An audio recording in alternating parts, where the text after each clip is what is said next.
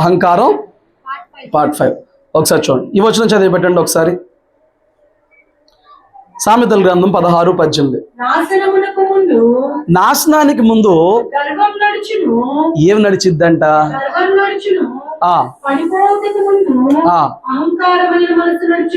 ఇక్కడ విషయం ఏంటంటే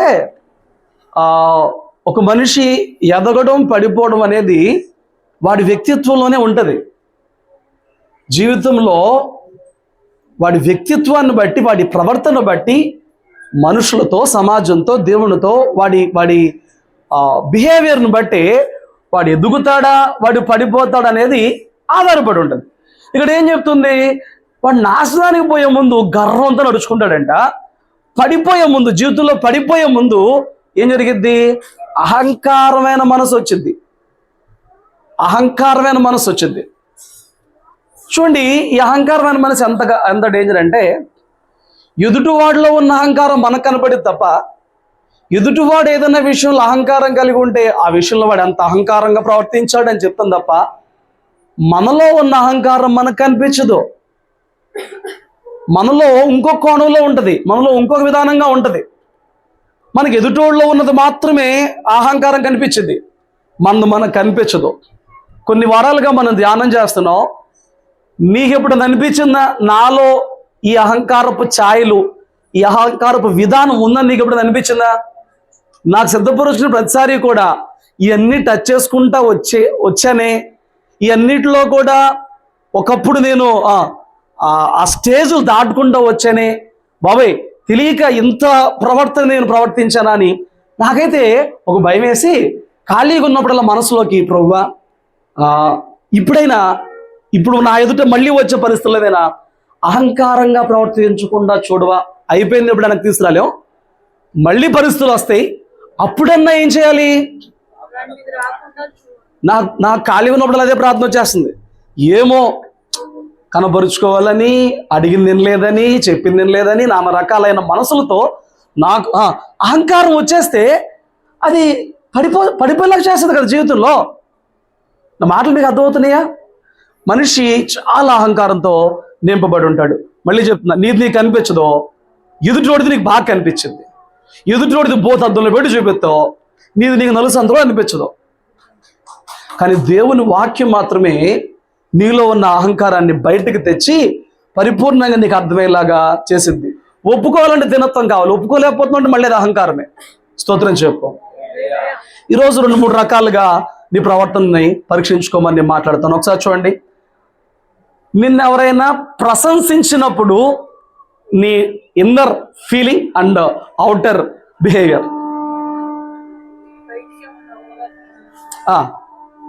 నా మాటలు మీకు అర్థమైనయా? ప్రశంస, పొగడ్త, రెండింటి తేడా ఏంటి?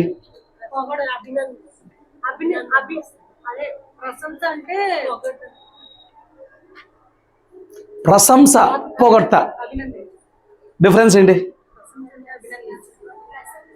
అమ్మాయి ఎవరో చెప్తున్నారు, దాన్ని ఏమంటారు? ప్రశంస, పొగడ్త. ప్రశంస అంటే అరే జున్ను బాగా పాట పాడావు, అలాగే పాడు. అరే జున్నుగా పాట పాడేవరా, నీకంటే ఎవడు బాగా పాడాడనిపించింది ఆ పాట మాత్రం. ఇప్పుడు చెప్పండి, ఫస్ట్ ఏంటి, సెకండ్ ఏంటి? విషయం ఏంటి చెప్పనా? పొగడ్త కాకపోయినా ప్రతి మనిషికి కొంచెం ప్రశంస కావాలి అనిపించింది. కొన్నిసార్లు కావాలి కూడా.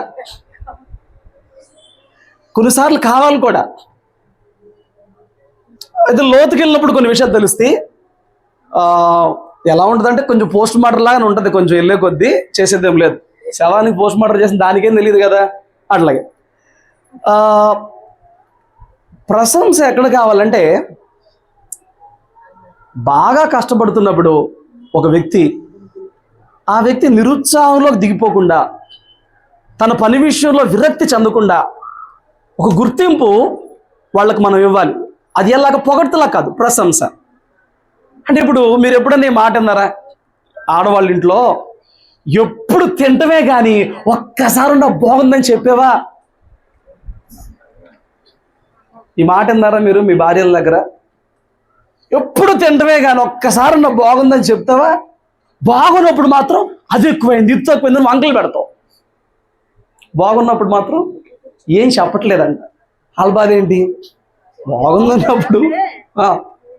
బాగుందన్నప్పుడు బాగుందని చెబితే నాకు కొంచెం సంతోషం కదా అని చెప్పాను. పాపం మగవాళ్ళ పరిస్థితి ఏంటంటే బాగోపోతే కర్రాకండిగా మొహం మీద చెప్పేస్తాడంట, కుండ బదులు కూడా చెప్పేస్తాడంట. బాగుందా మొత్తం కుండ ఖాళీ చేసి తినేస్తాడంట. అంతే తప్ప వాళ్ళు బాగా చేసావు, మొన్న బాగా కుదరలేకపోయినా వాళ్ళు బాగా కుదిరింది, సూపరు అని వాడికి ప్రశంస ఎవరు? నేను అంటాను, కొంచెం తెలివిగా ప్రవర్తిస్తే మనిషితో 50 రూపాయలు పని చేసే చోట 100 రూపాయలు పని చేయించుకోవచ్చు.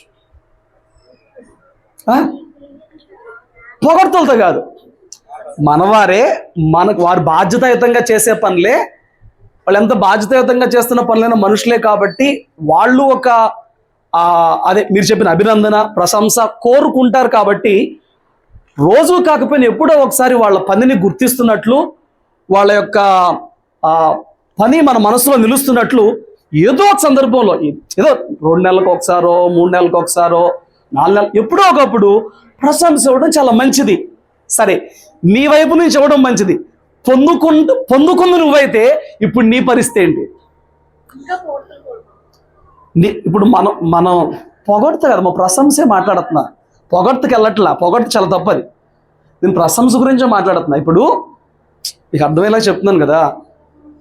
మనం తెలుసుకోవాల్సింది ఏంటంటే పనిచేసేవాడిని కొంచెం ప్రశంసించాలి. యేసయ్య కూడా ఆయా సంఘాలతో ప్రకటన గ్రంథంలో మాట్లాడినప్పుడు నీలో ఈ మంచి క్రియలు ఉన్నాయి, నీలో ఈ మంచి ఉంది, నీలో ఇలాగుంది అని చెప్పని ఆ గుడ్ థింగ్స్ ఏంటో కొంచెం అప్రిషియేట్ చేశాడు. మాటలు మీకు అర్థమవుతున్నాయా? అంటే నువ్వు తెలుసుకోవాల్సిన జ్ఞానం ఏంటంటే ఎప్పుడైనా అటు పక్కన వ్యక్తి కష్టపడుతున్నప్పుడు వాడు బాధ్యతతో కష్టపడుతున్నా, రూపాయి ఇవ్వక్కర్లేదు, బాధ్యతే, నా కొడుకే, నా భార్య, నా పిల్లలే, లేకపోతే నా భర్తే, వాళ్ళు బాధ్యతతో కష్టపడుతున్నారు. ఒక చిన్న ప్రశంస, నువ్వు బాగా కష్టపడుతున్నావు, నువ్వు హ్యాండిల్ చేస్తున్నావు, ఎలా కష్టపడుతున్నావు అంటే పొగడ్త కదా, ప్రశంస. ఇవ్వడం తెలుసుకో, పనిని గుర్తించడం తెలుసుకో. నేను అంటున్నా, అలా గుర్తించబడింది నువ్వైతే నిన్నే ఎవరన్నా ప్రశంసిస్తే ఇప్పుడు నీ ఇన్నర్ ఫీలింగ్ ఏంటి?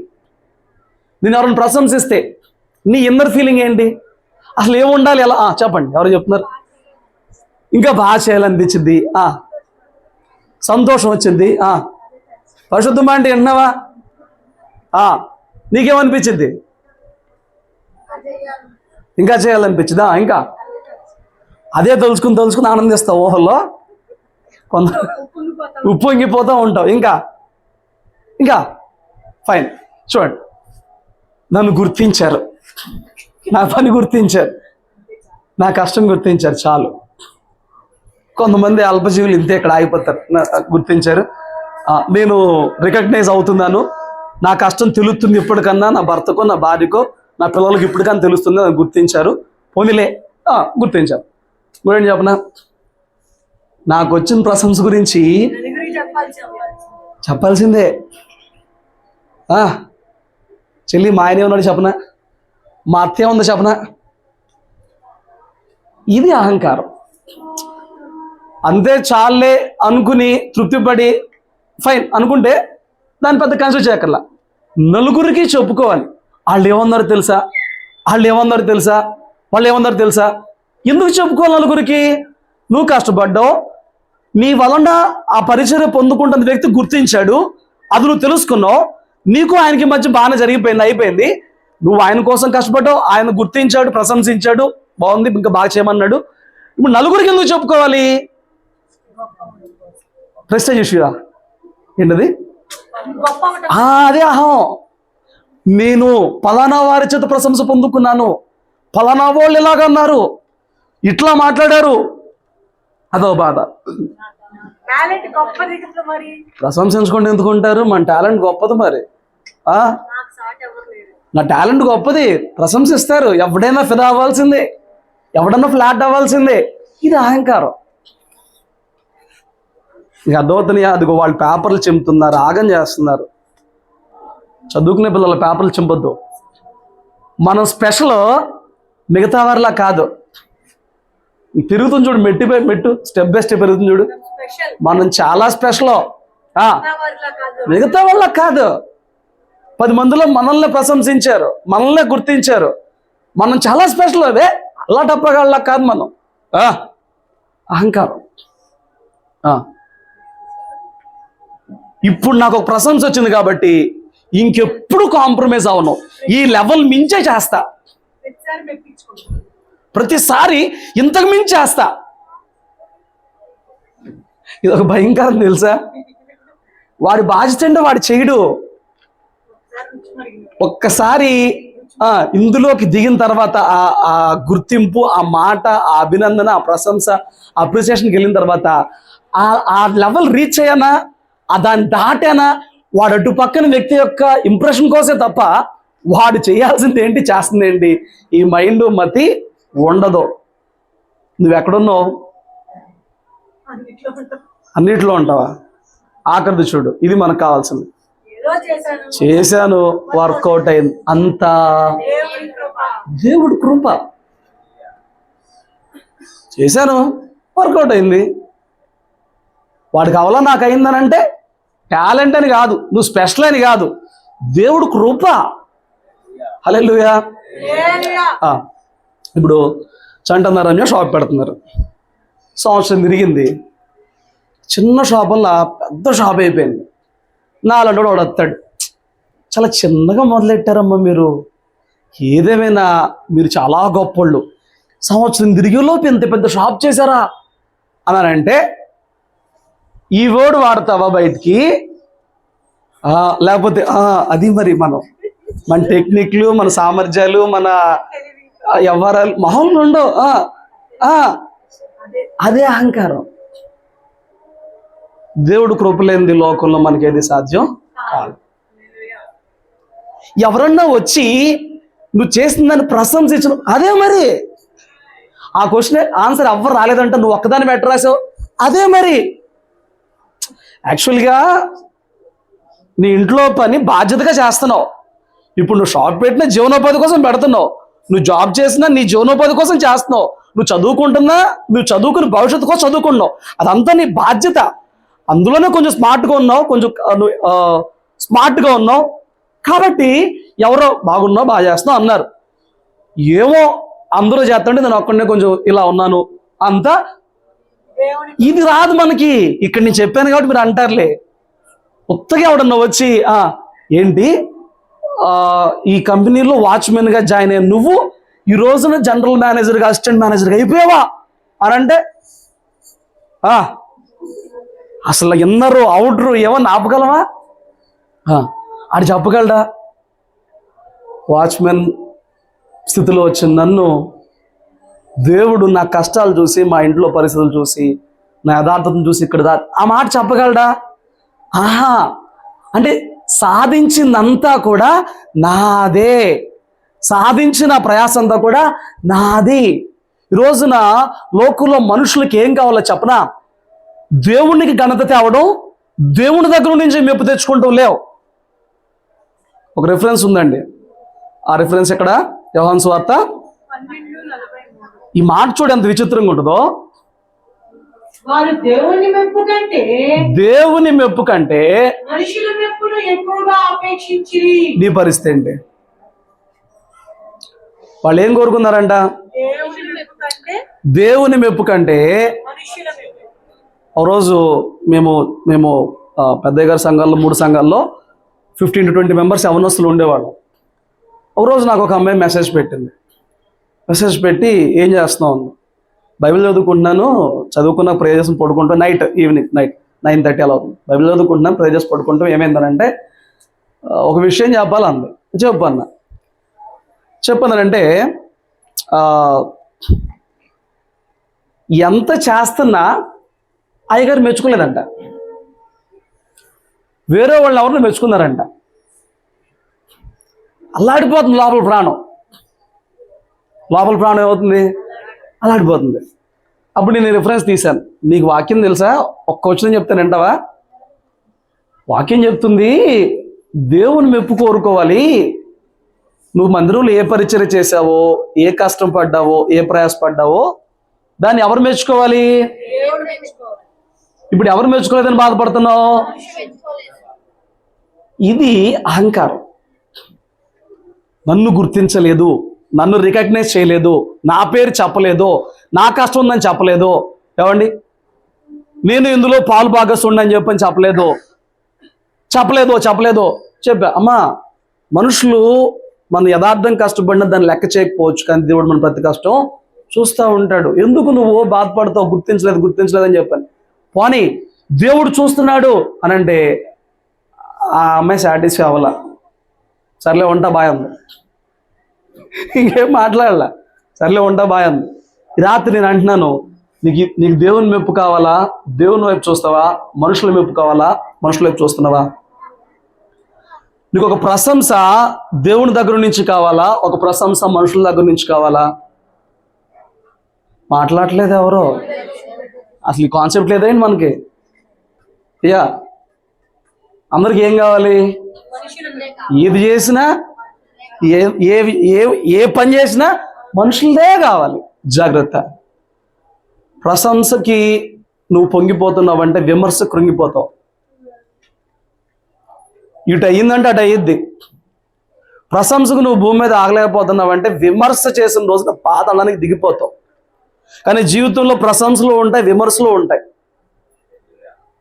కొన్నిసార్లు నచ్చక మెచ్చుకోవాల్సిన చోట కూడా కొందరు నిన్ను విమర్శిస్తారు, కొందరు అపార్థం చేసుకుని విమర్శిస్తారు. నీ బాధ్యతను నువ్వు సవ్యంగా నెరవేర్చావా లేదా? నీ మనస్సాక్షిని తప్పుపడుతున్నా లేదా వరకే చూసుకోవాలి నువ్వు ఏ పని చేసినా. హల్లెలూయా. నీ మనస్సాక్షి ఏం చెప్తుంది ఆ విషయంలో? ఒకటి విమర్శ పక్కన పెట్టి, ఒకటి ప్రశంస పక్కన పెట్టి, నీకు అప్పచెప్పిన బాధ్యత విషయంలో నువ్వు ఎలాగున్నావు? నీ కుటుంబమా, నీ జాబా, నీ జీవనోపాధి, నీ చదువా, నీకు ఏదైతే ఈ బాధ్యత ఉందో ఆ బాధ్యత నువ్వు ఎలాగున్నావు? ఒకటి విమర్శించడం కాదు, ఒక ప్రశంసించడం కాదు, వాడు విమర్శించడం చేసే పని ఆపేయడమో కాదు, వీడు పొగడని చెప్పని ఇంకా ఎగిరెగిరి పడతామో కాదు. నీ బాధ్యత. చదువుకునే బిడ్డవా చదువుకోవాలి, నీ బాధ్యత. జాబ్ చేసే బిడ్డ జాబ్ చేయాలి. గృహ నిర్వాహకత్వం ఉందా, మెయింటైన్ చేయాలి. అది నీ బాధ్యత. నీ మనస్సాక్షి నీ మీద దోషం మోపకుండా చేయాల్సిన పని చేయాలంతే. మనుషుల మెప్పు పక్కన పెట్టే, మనుషుల విమర్శ పక్కన పెట్టే, దేవుని మెప్పుకి దేవుని విమర్శకు మాత్రమే నువ్వు చెల్లించే బిడ్డగా మార్చబడు. హల్లెలూయా. కాబట్టి ఈ ప్రశంసల విషయంలో కాస్త జాగ్రత్త కలిగి మెలుకోగలిగి ఉంటే మనకి మంచిది. చూడండి, ఇక్కడ నేను చూపిస్తాను. ఎవరైనా దానియేలు కాదులేండి, దానియేలు గ్రంథం 4:30లో ఈ వచనం చూడండి. రాజు బబులోనును ఈ మహావిశాల పట్టణము నా బలాధికారమును నా ప్రభావ ఘనతను కనపరచుటకై నా రాజధాని నగరముగా నేను కట్టించినది కాదా అని తనలో తాను అనుకునేను. ఈ అహంకారంలో కనిపించే పెద్ద వనమండి చెప్పనా? నా నా నా నేను, నా, నాది నాది నాది నాది, ఇది అహంకారం. అమ్మా, మరి అదే కదా చెప్పేది. ఇప్పుడు చూడు, ఒక్క వచనంలో నా బలాధికారము, నా ప్రభావ ఘనత, నా రాజధాని నగరం నేను కట్టించాను. ఇక్కడ దేవుడు ఏడి? అహంకారులకి దేవుడితో అసలు ఎక్కడా పని ఉండదండి. అహంకారులతో ఎక్కడా పని ఉండదు. నాశనానికి ముందు అహంకారమైన మనసు నడిచిద్దంటే ఇదే. దేవుడు కృపచేత నీ చేతి పనులు సఫలమైనవి అని, దేవుని కృపచేత నీ ఆలోచనలు సవ్యమైన రీతిగా ఫలించినాయి అని, దేవుని కృపచేత అన్ని సమకూడి జరిగినాయి అని చెప్పని నువ్వు గ్రహించుకుని దేవుణ్ణి కనపరచడం మానేసేసేసి నా నా నా ఏంటన్నా, ఏముందనా, ఏముంది నీలో? ఏమండి, గట్టిగా 4-5 వాంతులు ఒక 5-6 మోషన్స్కి వెళ్ళావు అనుకో, అప్పుడు చెప్పు నా అంటే ఏంటో. మంచంలో పడిపోయి అప్పుడు నాను నా ఏం చెప్పు. మరి ఏంటి నీ నా ఏంటి? ఒక్క రోజులో పిండేస్తావు, తోటకూర కాడు ఎండిపోయిన ఎండిపోతావు, ఎన్ని ఉన్నా కానీ నేను హాస్పిటల్లో పడిండ్రా బాబా అంటావు, అస్సలు ప్రాణం అల్లాడిపోతూ ఉంటుంది. ఇంకేంటి నా? ఒక ఆయన ఉన్నాడంట, కొంచెం సమాజంలో ఉన్న వారి పట్ల మంచి మనస్సు కలిగిన వ్యక్తి ఒక అతను ఉన్నాడు. మెడికల్ షాప్ రన్ చేస్తాడు. ఆయన దగ్గర ఉండే సరుకు దాదాపు 50 లక్షల రూపాయల సరుకు ఉంటుందంట, మెడిసిన్. ఎవరైనా వచ్చినప్పుడు చూస్తాడు పైనుంచి కిందకి, ఇప్పుడు రూపాయి ఉన్నాడు అనుకుంటే కింద వర్కర్లు ఉంటారు కదా, రే సార్కి ఈ మెడిసిన్ ఇచ్చారేంటి, ఫస్ట్ క్లాస్ మెడిసిన్ అంటాడంట. కానీ ఫస్ట్ క్లాస్ కాదు, సెకండ్ క్లాస్ మెడిసిన్ ఇస్తాడంట. ఉన్నోడుగా అన్ని అలా చూస్తాడంట. కొంచెం లేనోడు వచ్చాడు అనుకో, మంచి రూపాయి మంచి క్వాలిటీ మందులు ఇచ్చినా రూపాయి తక్కువ తీసుకుంటాడంట. మంచి సర్వీస్ చేస్తున్నాడు కదా. ఒక రోజునంట గుండెలో నొప్పి వచ్చిందని పక్కనున్న ఆర్ఎంపీ డాక్టర్కి వెళ్తాడు. అన్నాడంట, నీకు స్ట్రోక్ లక్షణాలు కనపడుతున్నాయి, నువ్వు అర్జెంటుగా హాస్పిటల్కి వెళ్ళి స్టెంట్ వేయించుకోవాలి అన్నాడంట. ఏం చేయాలి, వెళ్ళిపోవాలి. ఈలోపు వాళ్ళ ఫ్రెండ్ ఫోన్ చేసి, వరే రండిరా, మీరు ఎవరొకళ్ళు వచ్చిందని తీసుకెళ్తే ఇప్పుడు నాకు సీరియస్ అంట, అలాగంట ఇలాగంట అని చెప్పానంటే, గబా గబా మంచి హాస్పిటల్ ఎక్కడ ఉందో ఎత్తికి తీసుకెళ్ళి జాయిన్ చేసి ఆ డబ్బులు అవన్నీ కట్టేసి ఆ స్టెంట్లు అవన్నీ వేయించేసి మనోడు కోలుకున్నాక ఈ మాట చెప్పాడంట, నేను నా దగ్గరున్న దాంతో ఎందరికో కృప చూపగలిగాను. నా దగ్గరకు వచ్చే అనేక మంది పేషెంట్ విషయంలో ఎందరికో కృప చూపగలిగాను. కానీ నా 50 లక్షల రూపాయల నన్ను కాపాడలేదుగా. నువ్వు ఎందరికీ ఉపయోగకరమైన వ్యక్తిగా ఉండొచ్చు, నువ్వు సంపాదించిన సంపాదన మీద ఈరోజు నలుగురు బతుకుతూ ఉండొచ్చు. నీ ఆలోచనల మూలంగా నువ్వు కట్టిన సామ్రాజ్యం 50 మందికో 100 మందికో షెల్టర్ ఇచ్చేదిగా, జీవనోపాధి పెట్టేదిగా ఉండొచ్చు. నిన్ను కాపాడేదేంటి దేవుడు అని చెప్పి నువ్వు గుర్తించాలి. నిన్ను ఆరోగ్యంగా ఆయుష్తో సమాధానంతో సంతోషంతో ఉంచేదేంటి నీ ఆలోచనలతో, నీ ప్రణాళికలతో, నీ బుద్ధి జ్ఞానంతో, నీ బుద్ధి శౌర్యంతో నువ్వు నిర్మించుకున్న సామ్రాజ్యంగా నిన్ను కాపాడేది. అవన్నీ ఫలించేలాగా తన దక్షిణహస్తం పెట్టి దీవించిన దేవుడి కృపే నిన్ను కాపాడుతుంది. ఈ రోజు అది గుర్తించలేకపోతున్నావు. 0తో మొదలుపెట్టింది నేను లక్షల స్థాయికి వచ్చానే, పూరిపాకులో ఉండే నా బతుకు ఈ స్థాయికి వచ్చిందే. నాతో పాటు పూరిపాకులో అక్కడే మిగిలిపోయాడు, నేను ఈ స్థాయికి వచ్చానే. ఇది నా కష్టం, ఇది నా ప్రయాస, ఇది నా జ్ఞానం. నీకు దేవుని కృప కావాలి తెలుసా. నువ్వు నా నా నా అనుకుంటే దేవుడిని పట్టించుకోడు. వీడిని అక్కడే పిచ్చోడికే చేశాడు. పోయినసారి చూపించాను కదా, 7 సంవత్సరాలు గడ్డి మీద పిచ్చాడు. నా నా నా నా ఏ విషయంలో నా నా నా. కొంతమంది బాగా వస్తుంది, నీ నోటి నుంచి ఆ మాటలు కాస్త ఎక్కువ వస్తాయని చూసుకో. హల్లెలూయా. అహంకారుల నోట నా నా నా. వాళ్ళు గుర్తుంచుకోలేరు. అంటే వాళ్ళ స్థితి దేవుని మూలంగా అయిందని వాళ్ళకన్నీ అట్లా దేవుని వల్ల సమకూడి వాళ్ళ గుర్తింపులోకి రాదు. వాడి బ్రహ్మం ఏంటంటే అంతా అదే అనుకుంటారు. నీదేం లేదు ఇక్కడ. నీది అన్న వ్యక్తిది ఇక్కడ ఏ భూమి మీద లేదు. ఎంత మన ఆయుష్ ఎంత, మన ఊపిరి ఎంత, మన ఓపిక ఎంత, మన బల సామర్థ్యాలు ఎంత. స్తోత్రం చెప్పు. కాబట్టి నీకు వచ్చిన ప్రశంసలను బట్టి నా నా నా ఎక్కకో. ఇంకో విషయం చూపిస్తా చూడు. ఇక్కడ చాలా ముఖ్యమైన విషయాలు చెప్తాడు. లోకా సువార్త 17:7-10 వచనాలు చాలా చాలా ముఖ్యమైన మాటలు చెప్తాడు చూడండి. దున్నువాడు గాని కొంచెం దూరం పెట్టు రాజులుండగా వాడు పొలంలో నుండి వచ్చినప్పుడు నీవు ఇప్పుడే వెళ్ళి భోజనం చేయమని వారితో చెప్తాడా? చెప్పడు. అంతేకాక నేను భోజనం చేయటకు ఏమైనా సిద్ధపరిచి నడుము కట్టుకొని నేను అన్నపానములు పుచ్చుకునే వరకు నాకు పరిచారము చేయము. అటు తరువాత నీవు అన్నపానములు పుచ్చుకొనవచ్చునని వానితో చెప్పుడు. మీకు అర్థమవుతుందా? అక్కడ తన శిష్యులకి ఉన్న ప్రజలకి ఒక విషయం అర్థమయ్యేలాగా చెప్పడానికి ఒక ఉపమాన రీతికి ఇక్కడ ఒక మాట చెప్తున్నాడు. ఒక యజమానుడికి ఆ పొలంలో దున్నేవాడో మేపేవాడో ఏదో ఒక పాలేరు ఉంటే ఆ దాసుడు ఇంటికి వచ్చాడు అనుకో, నాయన ఇంత కష్టపడి వచ్చావు, రారా భోజనం చేయమని చెప్పి యజమాని అడుగుతాడా? అడగడు. వాడేమంటాడు, సరే వచ్చావు కదా, నాకు ఇంకా వేరే పని చేసి పెట్టు, నేను భోజనం చేసేదాకుండు, తర్వాత నువ్వు వెళ్ళు కానీ అని చెప్పని వాడికి ఇంకా పని చెప్తాడు. ఇప్పుడు ఏమంటున్నాడు, ఇక్కడ ఏం చేశాడు? వచ్చినప్పుడు అడిగాడంట, నువ్వు పొలంలో పని అయిపోయింది, ఇంటికి వచ్చావు, నేను భోజనం చేస్తా, నాకు వడ్డించు, నాకు పరిచర్య చేయి, నాకు పరిచర్య చేయడం అయిపోయినాక నువ్వు వెళ్ళి చేసుకో, తిను అని చెప్పాడు. అయిపోయింది. ఇప్పుడు ఆ దాసుడు ఆజ్ఞాపింపబడిన పనులు చేసినందుకు వాడు దయ చూపినని వారిని మెచ్చున. ఎవడన్నా పనివాడిని మెచ్చుకుంటాడా? ఆజ్ఞాపించబడిన పనులు చేసినందుకు ఎవరన్నా మెచ్చుకుంటారా? మెచ్చుకోరు, చేతి విత్తున్నారు కదా. నువ్వు చాలా దయ చూపుతున్నావురా, ఉన్న పని వాళ్ళలో నీ అంత మంచి పని వాళ్ళు లేడురా. అసలు ఎప్పుడన్నా యజమానుడు వాడికి అలా చెప్తాడా? చెప్పడు. ఇంకేంటంట, వీరుడు మీకు ఆజ్ఞాపింపబడినవన్నీ చేసిన తరువాత మేము నిష్ప్రయోజకులమైన దాసులము, మేము చేయవలసినవే చేసి ఉన్నామని చెప్పుడెను. అటువలే మీరు కూడా ఆజ్ఞాపించబడినవన్నీ చేసిన తర్వాత నిష్ప్రయోజనమైన దాసులు, మేము చేయాల్సింది చేసాం. నీ భర్త ఒక పని చెప్పాడు, నీ భర్త నీకు యజమానుడు, నీకు దేవుడు, నీ భర్త చెప్పింది నువ్వు చేసావు, చెయ్యాల్సింది చేసావు తప్ప నీ గొప్ప ఏంటి ఇందులో? అలా అనుకోవాల్సిందనంట అందరం. అప్పుడు ఈ ప్రశంస మనల్ని ఏం చేయదు. నా మాట నీకు అర్థమైందా? చేయాల్సింది చేసా అంతే. నేను కష్టపడి సంపాదించాలి, కష్టపడ్డా, జాబ్ వచ్చింది. వ్యాపారం చేద్దాం అనుకున్నా, చేసా, వర్కౌట్ అయింది. చెయ్యాల్సిందే చేసా.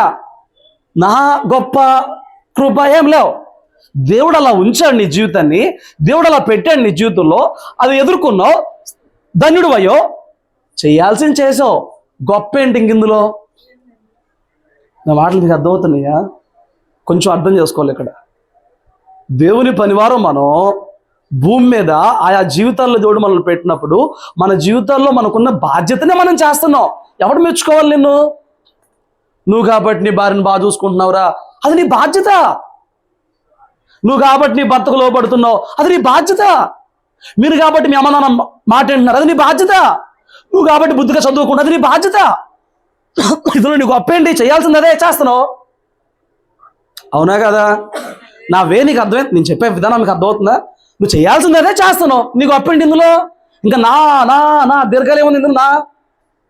నేను కాబట్టి అందరి పిల్లల్లా కాదు, నేను కాబట్టి అందరి మొగుళ్ళలా కాదు.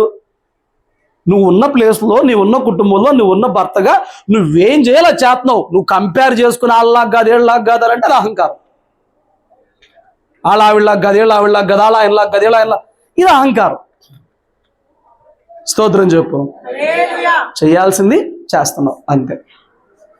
ఆమేన్. అప్పుడు అసలు ప్రశంస నీకు లెక్కే ఉండదు. నేను చెయ్యాలి, చేస్తున్నాను. నువ్వు అంటే ఏంటి అనకపోతే ఏంటి? నా బాధ్యత. నేను జాబ్కి వెళ్ళాలి, వెళ్తున్నాను. నా భర్తకు లోపడుతున్నాను. ఇందులో ఎవరు మెచ్చుకోవాలి నన్ను? ఎవరు మెచ్చుకోవాల్సిన అవసరం నీకు. ఆజ్ఞాపించబడ్డావు దేవుని చేత, పైన దానికి లోపడాలి. నీ జీవితంలో నీ బాధ్యతలు నువ్వు మోయాలి, మోస్తున్నావు. దీనికి ఎవడు వచ్చి అప్పట్లు కొట్టి ఇంప్రెస్ చేసి ప్రశంసించి పోల్దాండ్లు వేసి ఏమైనా సన్మానాలు చేసి గొడవ అంతే ఉండొద్దు జీవితంలో. నువ్వు కోరుకోవద్దు. నువ్వు చేయాల్సింది చేస్తున్నావు, జీతం దేవుడు ఇస్తాడు. నువ్వు బిడ్డలు పెంచిన దానికి దేవుడు జీతం ఇస్తాడు. నువ్వు వాటికి నీకు అర్థమవుతున్నాయా? నీ పనిలో నమ్మకంగా ఉన్నదానికి దేవుడు జీతం ఇస్తాడు. నీ భర్త పట్ల నమ్మకంగా ఉన్నదానికి దేవుడు జీతం ఇస్తాడు. నీ భార్యను ప్రేమించిన దానికి దేవుడు జీతం ఇస్తాడు. ఆజ్ఞాపించింది ఆయనే, ఇలా బతకమని చెప్పింది చేస్తున్నావు, జీతం ఆయన ఇస్తాడు. ఇంకెవడు ప్రశంస కావాలి? ప్రశంసలు పోతే జీతాలు పోతాయి. ఆమేన్. కాబట్టి ఎవరు ప్రశంసించినా చెయ్యాల్సిందే చేస్తున్నావు. చేసాం, వర్కౌట్ అయింది అంతే. అంతా దేవుని కృపే. హల్లెలూయా. ఒక పాయింట్, ప్రశంసలకి నువ్వు కృంగిపోవాల్సిన అవసరం లేదు. అది ఇప్పుడు చూడండి, ఇంకొక విషయం చెప్తున్నా. ఇక్కడ మనకు అహంకారం కనిపించింది. ఎక్కడ? విలువను సంపాదించుకోవడానికి ఆరాటం. ఏమి సంపాదించుకోవడానికి? ఫస్ట్ వారమేమో, సెకండ్ వారమేమో ఎవడన్నా తగ్గిస్తే బయటకు వచ్చే అహంకారం గురించి చెప్పుకున్నాం. ఇక్కడ సంపాదించుకోవడానికి ఆరాటం అన్నమాట. వాళ్ళందరికీ నేను సామాన్యుడిగా అనిపిస్తున్నానేమో, నేను స్పెషల్ అనిపించాలి, ఇది ఒక ఆరాటం ఉంటుంది అనమాట. అందరిలో ఉండదు, కొందరిలో ఉంటుంది. చూడండి, ఈ మాటలు నీ దగ్గర ఉన్నాయేమో, ఈ ఆలోచన నీ దగ్గర ఉన్నాయో చూడండి. ఏంటంట? ఎందుకు రావాలి? ఎందుకు రావాలి? అందరూ నీ దగ్గరికి ఎందుకు రావాలి? దిగొచ్చావు నువ్వు, నీ దగ్గరికి ఎందుకు? అసలు కొన్ని మాటలు ఏంటి నాకు ఆశ్చర్యవేద్దండి. అందరూ నా దగ్గరికే రావాలి. నువ్వు ఎవరి దగ్గర, వీళ్ళు ఎవరి దగ్గరికి వెళ్ళరు, వీళ్ళు ఎవరి శరణం కోరరు, అందరూ వచ్చి వీళ్ళే సార్. ఇది భయంకరమైన అహంకారం తెలిసి ఈ విషయాలు ఇప్పుడు మాట్లాడతాయి చూడుకొని. అందరూ ఇది ఒక సైకో. ఇది ఏంటి చెప్పనా,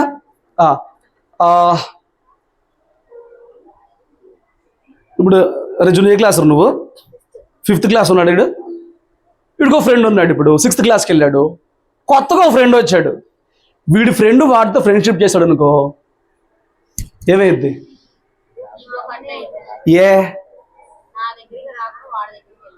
ఈ నా ఫ్రెండు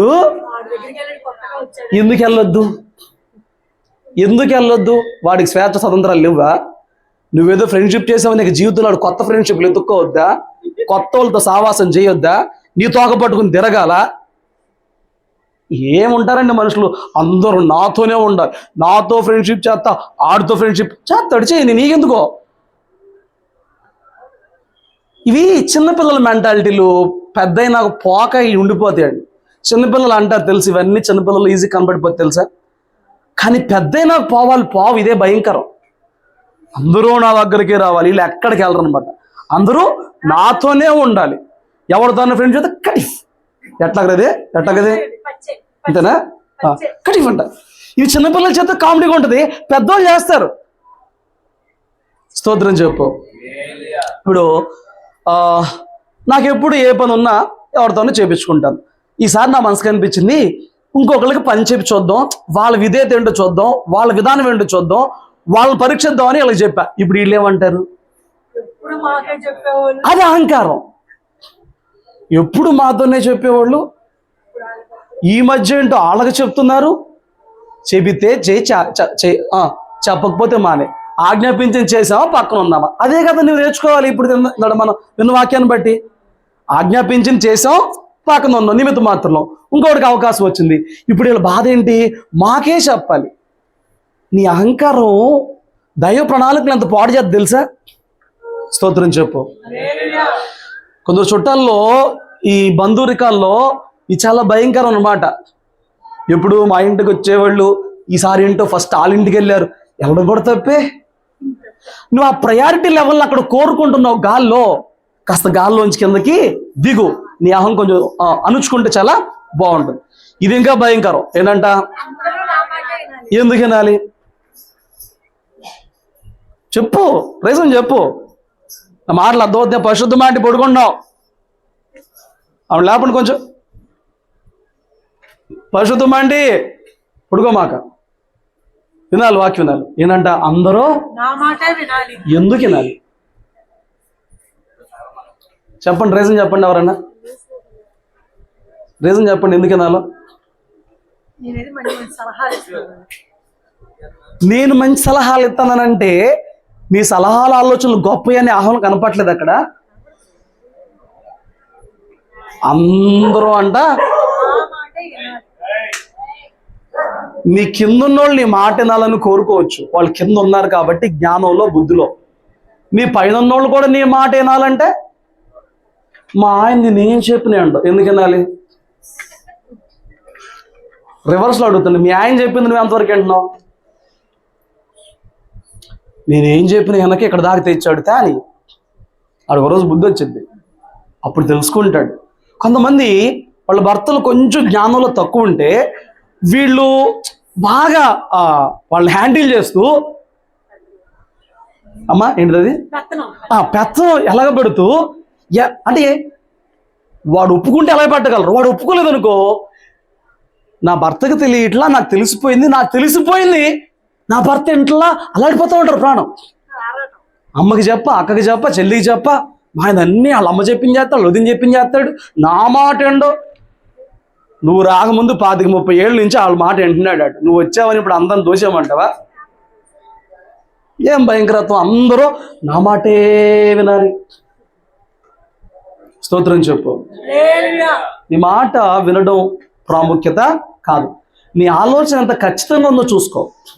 నీ మాట వినలా, నీ మాట వినప్పుడు నువ్వు చెప్పిన మాట విని ఉంటే ఏమయ్యేదో చూసుకో, అది దాచుకో. ఒక రోజున ఉపయోగపడితే ఆలోచన, నువ్వు అహంకారానికి పోయి నేను చెప్పాను నువ్వేం లేదు వింటే అయిపోయింది ఇప్పుడు ఏం చేయాలి చెప్పు. నీ అహంకారం ఏం చేస్తుంది చెప్పనా, నా మాట ఏం లేదు. ఇప్పుడు ఎన్ని విషయాలు దేవుని మాట నువ్వు వింటున్నావు, అప్పుడు దేవునికి ఎంత కోపం రావాలి నీ విషయంలో. స్తోత్రం చెప్పు. అందరూ నా మాట. ఈ ఒక బ్యాచ్ ఇంకోటి ఉంటాడు,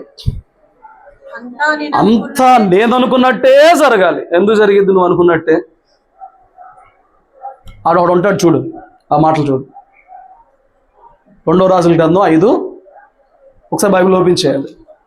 2 రాజుల గ్రంథం 5, 11, 13. 5వ అధ్యాయము. అమ్మా, అందుకు నయమాను కోపము తెచ్చుకొని తిరిగిపోయి ఇట్లనెను, అతడు నా యొద్దకు వచ్చి నిలిచి తన దేవుడైన యెహోవా నామమును బట్టి తన చెయ్యి రోగముగా ఉన్న స్థలము మీద ఆడించి కుష్టి రోగమును మాన్పునని నేను అనుకుంటున్నాను. మాన్పుతాడని నువ్వు అనుకున్నది ఎందుకు చేయాలి? చూడండి, నా మాట వినాలనేదేమో ఇంట్లో బంధువుల్లో అక్కడ చలామణి అయితే, ఇంకొంచెం పైకి వచ్చి సంఘంలో నేను చెప్పిందే చేయాలి, నువ్వు చెప్పింది ఎందుకు చేయాలండి సంఘంలో? నేను అనుకున్నట్టు నువ్వు అనుకున్నట్టు ఎందుకు జరిగిద్దండి సంఘంలో?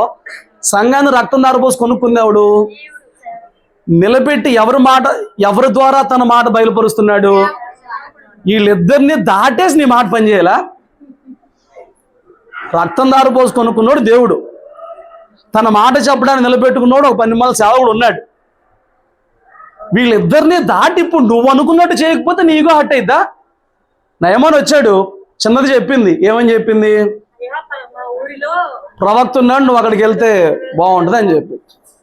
ఈయన అత్త దారిలో అనుకున్నాడంట, నేను వెళ్ళేటప్పుడు పాస్టర్ గారు బయటకు వచ్చేయాలి, నాకు ఎక్కడెక్కడ రోగం ఉందో అక్కడ చేయి పెట్టాలి, అతను దేవుని పేరు ఎత్తి ప్రార్థన చేయాలి, అతను ప్రార్థన చేస్తూ ఉండగా నాకు స్వస్థత వచ్చేయాలి. బట్ ఆయన ఏం చేశాడు? దూతతో వర్తమానం పంపిస్తే మళ్ళీ అతని దూతతో వర్తమానం పంపించి వెళ్ళి యోర్దాను నదులు 7 మార్లు మునుగు అన్నాడు. ఇంకేముంది? దమస్కా నదులైన అబానాయిను, తర్పారును ఇశ్రాయేలు దేశంలోని నదులన్నిటికంటే శ్రేష్టమైనవి కావా? వాటిలో స్నానము చేసి శుద్ధి నొందలేనా? చూడు అంటాడు. ఏం పాస్టర్ ఎక్కడ దాకా వచ్చింది ఎవరు? పాస్టర్ ఎట చేయాలి, ఎట చేస్తున్నాడు, నువ్వే నేర్పించి. లేకపోతే మేము దేవుడి దగ్గర కూర్చునేది ఎందుకు, మేము తిప్పలు పడేది ఎందుకు, మేము బైబిల్ చదువుకునేది ఎందుకు, మేము దేవుని మాట పట్టుకునేది ఎందుకు? స్తోత్రం చెప్పు. వైరాగ్యంతో జీవితం అంతా దేవుని పాదాల దగ్గర సమయం గడిపేది ఎందుకు? ఆయన తలంపుల కోసం, ఆయన ఆలోచనల కోసం ప్రయాసపడేది ఎందుకు? ఇక నువ్వే చేసేయచ్చుగా సేవ అంతా పక్క తప్పుకుంటావు. చూడండి అంటాడు, ఈయనేమో ఎలీషానేమో యోర్దాను నదిలో మునగరా అంటే, మా దేశంలో నదులు లేవా? నీ దేశంలో నదులు ఉండొచ్చు, నువ్వు చూస్తున్న అనేక చోట్ల సేవలో ఉండొచ్చు, సేవకులు ఉండొచ్చు. బట్ దేవుడు నిన్ను నడిపించిన సేవకుడు నిన్ను ఎవరి దగ్గర నడిపించాడో ఆ సేవకుడు నీకు చెప్పింది చేయడానికి నీకు ఎందుకు అంత అహం? నువ్వు అనుకున్నట్టు సేవకుడు చేయాలా?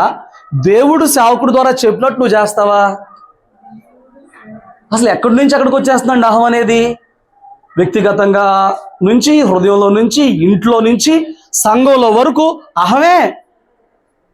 నేను అనుకున్నట్టే జరగాలి. నాకు పాట పాడతాకెత్తాడు అనుకున్నాను, నాకు ప్రార్థన చేస్తాకెత్తాడు అనుకున్నాను, నాకు సాక్ష్యం చెప్తాకెత్తాడు అనుకున్నాను, అందులో చెప్తాడు అనుకున్నాను. నువ్వు ఎందుకు అనుకుంటావు? నువ్వు అనుకున్నది రీచ్ అవ్వక మాకెందుకు తెచ్చిపెడతావు? స్తోత్రం చెప్పు. ఇక్కడ నేను అవ్వంగానే ప్రార్థన చేయమని ఇచ్చేస్తానండి. ఇక్కడ పెద్దయ్య గారు వచ్చినప్పుడు ఏం చేస్తారంటే అవ్వంగానే పాట పాడిస్తారు. మెసేజ్ అంతా వింటున్నప్పుడు ఈ మెసేజ్కి నాకు ఈ పాట సెట్ అయ్యిద్ది అనిపించింది. ఒకసారి నాకు అనిపించింది మనసులో, ఈ పాట బాగుంటుంది, చివరిలో పాడమంటే పాడదాం అనుకుంటానా. ఆయన డింగిని వాక్యం ఎట్ట తీసుకెళ్ళి మైకం కొలికెత్తాడు. సైలెంట్గా ఫోన్లో ఉన్నది పక్కన పెట్టి అసలు కూర్చుంటా అంతే. దేవుడి చిత్తంలో నేను ఇప్పుడు లేను, దీనికి నేను వర్రీ అవ్వాల్సిన అవసరం మాట్లాడరే. ఒక్కోసారి నేను వాక్యం చెప్పేటప్పుడు నా హృదయంలో ప్రార్థన ఉంటుంది. ప్రార్థన నాకు ఇస్తే బాగుండు, నేను ప్రార్థన చేస్తాను అనుకుంటా. బట్ నాకు ఎవడో సైలెంట్గా మోకాళ్ళేసి ఎవడు ప్రార్థన చేసి నీకే పెడతాను. ఎందుకంటే అహంకారం ఎంత భయంకరమైందో నాకు తెలుసు. నువ్వు తెలుసుకుంటే చాలా బాగుపడతావు. చానాళ్ళు ఈ అహంకారం నా అంతరంగాన్ని వేధించిన దేవుని సన్నిధిలో ఆయన నలగొట్టినప్పుడు చాలా పోయింది. హల్లెలూయా. పాటకి ఇవ్వకపోయినా బాధపడినావు, ప్రార్థనకి ఇవ్వకపోయినా బాధపడినావు, కీర్తనలు చదివించకపోయినా బాధపడినావు, పేరు ఎత్తకపోయినా బాధపడినా. నేనేం బాధపడి, నేను వెళ్ళింది దేవుని కోసం. నేను వెళ్ళింది దేవుని సన్నిధిలో ఆరాధన చేయడం కోసం. నేను వెళ్ళింది ప్రార్థన చేసుకుని వస్తాను, దేవుని మాట విని వస్తానికి. అక్కడి సేవకుడు ఎలా చేస్తాడో చేయని. హల్లెలూయా. దేవుడు నీకేమన్నా బయలుపరిస్తే చెప్పు. నేను అనుకున్నట్టు చేయాలి, నేను అనుకుంటే జరగాలి, జరగదో ఆ విషయాన్ని నువ్వు మైండ్లోంచి కొట్టేసుకుంటే చాలా మంచిది. ఇప్పుడు ఈయన ఏం చేశాడు? వెళ్ళమనా నాకు అసలు యువత నదులు మనకు అసలు కారణం ఏంటి? ఈ మురికి నీళ్ళు అసలు మా నదులు ఎంత నీట్గా ఉంటాయి, అంత స్వచ్ఛంగా ఉంటాయి.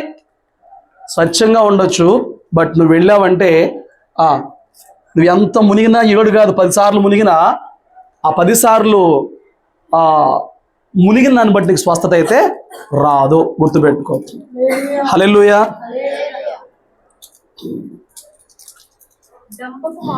డంబపు మాటలతో కొంతమంది ఏం చేస్తారంటే వాళ్ళు ఎదుటిన్న వ్యక్తులు వారిని గొప్ప వాళ్ళు అనుకోవాలని డంబ మాటలు చెప్తారండి. ఇలాంటి వాళ్ళు అన్ని చోట్ల తగులుతూ ఉంటారు. మీకేమైనా తగిలేరా? అంతా డబ్బా మాటలే. అసలు మేము వెళితే పలానా చోట మమ్మల్ని అట్ట చూస్తారు, ఎడ చూస్తారు, ఎడ చేస్తారు. ఎందుకు చెప్తారో తెలియదు. ఏంటిది? డంబపు మాటలు. హల్లెలూయా. విలువను సంపాదించుకోవటానికి ఆరాటం నీలో ఉందా? ఈ సంఘటన చూడు. మత్తయి సువార్త 20 నుంచి 28 వరకు కొంచెం వినండి. ఈ రోజుతో అవజేసేస్తాను అహంకారం, అందుకే కొంచెం స్లైడ్స్ ఇంకా ఉన్నాయి. ఇంకో 10 స్లైడ్స్ ఉన్నాయి, జాగ్రత్త వినండి. జెబెదయి కుమారుల తల్లి తన కుమారుడితో ఆయన యొద్దకు వచ్చి నమస్కారం చేసి ఒక మనవి చేయబోగా యేసయ్య దగ్గరికి జెబెదయి కుమారుల తల్లి వచ్చి యేసయ్యకు మొక్కుతూ ఒక మనవి చేయబోయిందంట. ఏంటది? నీవేమి కోరుచున్నావని ఆయన అడిగాను. అందుకామె నీ రాజ్యమందు నా ఇద్దరు కుమారుల్లో ఒకడు నీ కుడి వైపును ఒకడు నీ ఎడమ వైపును కూర్చుంటే సెలవిమ్మని ఆయనతో అనిను. ఏం కావాలంట? ఎక్కడ? మీకు అర్థమవుతుందా? ఈవిడికి ఎక్కడ విలువ కావాలంట? పరలోకం వెళ్ళిపోయినాక యేసు ప్రభు పక్కన పెద్దోడు ఇటు పక్కన, చిన్నోడు ఇటు పక్కన కూర్చోవాలంట. ఎక్కడ? ఆయన ముందే, ఆయన తెలుసుగా ఏం అడుగుతున్నావు. ఇక్కడ నువ్వేం కోరుతున్నావు అమ్మా? ముందే అడిగాడు. నా ఇద్దరు కుమారుల్లో ఒకడు కుడివైపున. అసలు ఈవిడు చూడండి, టెండర్ పెట్టింది భూమి మీదే కాదంటండి బాబు. యేసే చూడేమన్నాడు? అందుకు యేసు, మీరేమి అడుగుచున్నారో అది మీకు తెలియదు. నేను త్రాగబో గిన్నెలోనిది మీరు త్రాగగలరా అని అడుగగా వారు త్రాగగలమని. ఏంటంట? తాగేస్తాం. ఏం చేస్తారంట? నేను తాగే గిన్నెలో మీరు తాగగలరా అంటే తాగేస్తాం అంటున్నారు. ఆయన తాగబోతున్న గిన్నె ఏంటి? సిలువ మరణం. అమ్మా నువ్వు బాగానే అడిగేసేసావు, కానీ నేను తాగపోయే పాత్ర వాళ్ళు తాగగలరా? ఆయన ప్రార్థన చేసేటప్పుడు సాధ్యమైతే ఈ గిన్నె నా యొద్ద నుంచి తొలగించమన్నాడే, ఆ పాత్ర గురించి ఇక్కడ చెప్తున్నాడు ముందే. నేను ఒక పాత్ర తాగబోతున్నాను, ఆ పాత్ర మీరు తాగగలరా అంటే ఏమంటున్నారు అన్నదమ్ములు ఇద్దరు? అగతో అన్నారు. తెలియదు, దాని అర్థం కూడా తెలియదు. కావాల్సింది ఏంటి? మాకు ఆ రేంజ్ కావాలి. స్తోత్రం చెప్పు. భక్తిలో, జీవితంలో నువ్వు చేయాల్సింది చేయాలి, రేంజ్ దేవుడు ఇవ్వాలి. రేంజ్ కోసం నువ్వు ఏ పని చేయకూడదు, విలువ కోసం ఏ పని చేయకూడదు. నువ్వు చేయాల్సింది చేయాలి, విలువ ఎవరు ఇవ్వాలి? దేవుడు ఇవ్వాలి. వీళ్ళేమో ఇప్పుడు ఈ అనుమానాలు ఉన్నారు చూడు, వీళ్ళు చూడేమంటారు? ఆయన ఆ, మీరు నా గిన్నెలోనికి తాగుదురు గాని ఆ, నా కుడి వైపునను ఆ, నా ఎడమ వైపునను కూర్చుండనిచ్చుట ఆ, నా వశము లేదు. ఆ, నా తండ్రి చేత ఎవరికి సిద్ధపరచబడునో ఆ. వారికి అది దొరుకునని చెప్పెను. తక్కిన 10 మంది శిష్యులు ఈ మాట విని ఆ ఇద్దరు సహోదరుల మీద కోపపడిరి. వీళ్ళకెందుకు కోపం వచ్చింది? వాళ్ళిద్దరికైనా ఏంటి, మేము కూర్చోవా ఏంటి ఆయన పక్కన, ఆ, ఇంకా అదే ఇంకోలాగా ఇంకా ఇప్పుడు కనుక యేసయ్య సరే అన్నాడు అనుకో, పేతురాని వచ్చి ఏం చేస్తాడు? వాళ్ళనే నీ పక్కన కూర్చుంది. ఫస్ట్ పిలిచింది ఎవరు? నువ్వు. చేపలు పట్టుకునేవాడికి ఏం ప్రామిస్ చేసావు? మనుషులు పట్టే జాలరం చేస్తాను అన్నావు. నీ శిష్యుల్లో పెద్దోడిని ఎవడిని, అనుభవంలో పెద్దోని ఎవడిని? నన్ను కాదని వాళ్ళ ఇది ఆమె, ఇది అదే దేవుని దగ్గర సంఘాల్లో ఇప్పుడు బాధ అంతా. మాకు ప్రయారిటీ కావాలి, మాకు ప్రయారిటీ కావాలి, మాకు ప్రయారిటీ కావాలి. మేము కోరుకునే సేవకుడు సంఘంలో వాక్యం చెప్పాలి. సంఘాలు మొక్కలు చెక్కలు అబ్బో ఏమైపోతున్నాయో వీళ్ళు అడిగిన దానికి వీళ్ళ కోపం వచ్చేసింది. ఏంట్రా మీరు కూర్చుండి మేమేమైపోవాలి? ఇప్పుడు దేవుడు ఒక మాట చెప్తున్నాడు ఇక్కడ. కనుక యేసు తన యొద్దకు ఆ, వారిని పిలిచి ఆ, అన్యజనులలో అధికారులు వారి మీద ప్రభుత్వం చేయుదురనియు వారిలో గొప్పవారు వారి మీద అధికారం చేయుదురనియు మీకు తెలియను. ఒక నిమిషం, మనలో అలా ఉండకూడదు. మీలో అలా ఉండకూడదు. మీలో గొప్పవాడునై ఉండకూడదు, వాడు మీ పరిచారకుడై ఉండవలెను. మీలో ఎవడు ముఖ్యుడై ఉండగోరునో వాడు మీ దాసుడై ఉండవలెను. చూసారా ఆయన చెప్పిన మాటలు? ఈ రోజున నువ్వు ముఖ్యుడిగా ఉండాలనుకుంటే, గొప్పవాడిగా ఉండాలనుకుంటే పరిచారకుడుగా ఉండాలి, దాసుడుగా ఉండాలి, దాసుడుగా ఉండాలి అని చెప్పిన ఆయన గురించి మాట్లాడుతూ, మనుషు కుమారుడు పరిచారం చేయించుకుంటూ రాలేదు కానీ పరిచారం చేయటానికి అనేకులకు ప్రతిగా విమోచన గ్రహణముగా తన ప్రాణమునిచ్చుటకును వచ్చెనని చెప్పెను. పిచ్చోళ్ళరా, అన్ని జనుల్లో ఎవడు రూల్ చేస్తే వాడు గొప్ప, కానీ మీలో అలా ఉండకూడదు.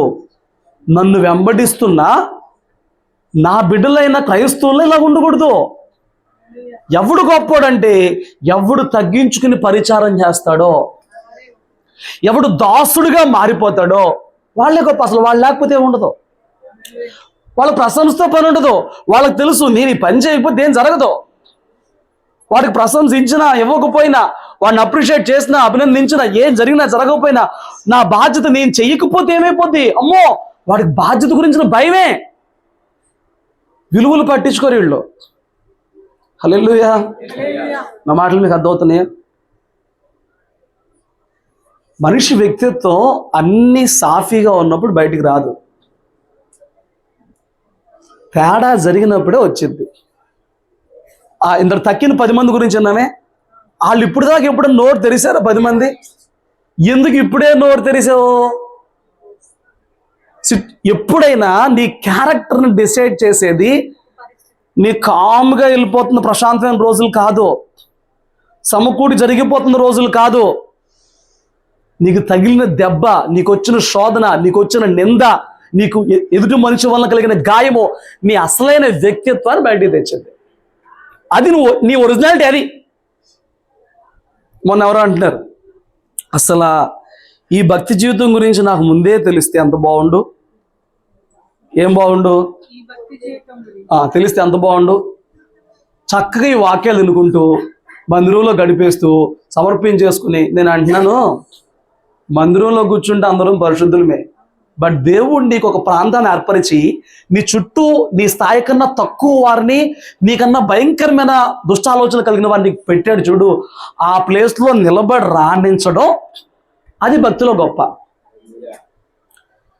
నీకులాగా మందిరంలో ప్రశాంతంగా ఉంటే బాగుంది. నీకేం తెలుసు? నాకుండే శోధన. మందిరంలో ప్రశాంతంగా ఉంటే పరిశుద్ధంగా ఉన్నట్టేనా? ఒంటరిగా ఉండేవాడు ఈ బుర్ర ఎంత పాడు చేసి సాతాను నీకు తెలుసా? చిన్న మాట, చిన్న కృంగిదల, చిన్న శోధన, ఆ ఒంటరితనానికి ఎంత వేదన తెలుసా? దేవుడు నలగొట్టుకుంటాడు సేవకులు ఒంటరిగా. స్తోత్రం చెప్పు. నీ ఒరిజినాలిటీ ఒంటరిగా ఉన్నప్పుడు ఓకేనేమో కానీ ఫైట్ అయినప్పుడు, అంటే నీ పరిస్థితి నీకు అగెనెస్ట్గా మారినప్పుడు, మనుషులు నీకు అగెనెస్ట్గా మారినప్పుడు నీ ఒరిజినాలిటీ బయటకు వస్తుంది. అక్కడ చూపించాలి నీ వ్యక్తిత్వాన్ని. నీలో అహంకారం ఉందో గర్వం ఉందో ఎక్కడ చూపించాలి ఏమండి? అంటే తగ్గించుకోవడం అని అంటే తగ్గించుకోమని వాక్యం చెప్పారు. వచ్చే వారం నుంచి కుర్చీలో వద్దు, కిందే గుచ్చుకుంటా. నువ్వు తగ్గించుకోవడం కాదు. నేను ప్రార్థన చేసినప్పుడు అందరి పేర్లు చెప్పి నీ పేరు మర్చిపోయినా నువ్వు తగ్గించుకోవాలి. నీ దృష్టిలో తగ్గించుకోవడం అంటే మరి తగ్గించుకోమని చెప్పారు. చచ్చా నా కాళ్ళు బాగానే ఉన్నాయి, రోజు నుంచి కుర్చీలు ఎందుకు కూర్చుంటాను, కింద కూర్చుంటారు. ఇవి కూడా ఒక రకమైన అహంకారమే. వాళ్ళందరూ కుర్చీలో కూర్చున్నా, నేను చూడు ఎంత చక్కగా కింద కూర్చున్నాను. ఇది ఇది ఇది తగ్గించుకోవడమా? ఇది పరిచారకుడు మనసా? స్తోత్రం చెప్పు. హల్లెలూయా. ఒరే బాబు, నేను లోకానికి వచ్చింది నలుగురితో పరిచయం చేయించుకోవడానికి కాదు, నేను అందరికీ పరిచారం చేయడానికి, ప్రాణ క్రయధనముగా నా ప్రాణం పెట్టడానికే వచ్చాను. హల్లెలూయా. యేసయ్య తన విలువను పోగొట్టుకుని దాసునిగా రిక్తునిగా మారిపోయినప్పుడు నీ విలువ ఏంటి? నీ విలువ కోసం నీ ఆరాటం ఏంటి? నీ తపనేంటి? అచ్చున్న సింహాసనం మీద కొనియాడబడి ఆ ప్రభువే సిలువలో మాంసం ముద్దగా మారిపోయి ఉమివేయబడి దూషించబడి గేలి చేయబడి తన విలువనంతా కోల్పోతుంటే, దేవుని పని కొరకు, దేవుని రాజ్యం కొరకు, దేవుని సంఘం కొరకు నీ విలువను కోల్పోతే ఏంటి నష్టం? ఇప్పుడు ఏమైపోయింది? ప్రాణం పోయిందా? కుటుంబంలో సమాధానం కోసం నువ్వు ఓర్చుకుంటే ఏమైంది? ఇప్పుడు నువ్వే తగ్గితే ఏమైంది? ఇప్పుడు నువ్వు సర్లే అనుకుంటే ఏమైంది? ఇప్పుడు ఎందుకు ప్రార్థనకు వచ్చి నువ్వు తెలుసుకోకపోతే ఈ విషయాన్ని? ఎన్నిసార్లు వాక్యం విన్నావో. నీకు తెలియాల్సిన విషయం, విలువను కోల్పో. బట్ ఆ కోల్పోయిన దాన్ని బట్టి అక్కడ నువ్వు ఏం సంపాదించుకుందో చూసుకో. మేము ఎందుకు తగ్గాలి, మేము ఎందుకు అవ్వాలి? సర్లే అలాగే ఉండి ఏమైందో చూద్దాం తర్వాత. స్తోత్రం చెప్పు. 2 పాయింట్లు అయినాయి. 1 ప్రశంసించినప్పుడు, 2 నీ విలువని కాపాడుకునే విషయం, ఆరాటం, కాపాడుకునే ఆరాటం. ఇది ఎక్కడ సంఘటన?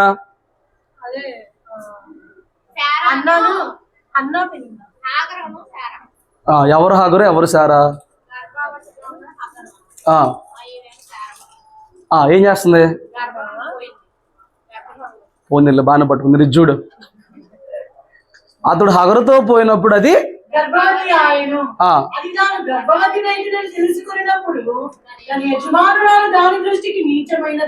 నీ జీవితంలో ఎవరినన్నా ఎప్పుడన్నా నీచమైన వ్యక్తిగా చూసావా?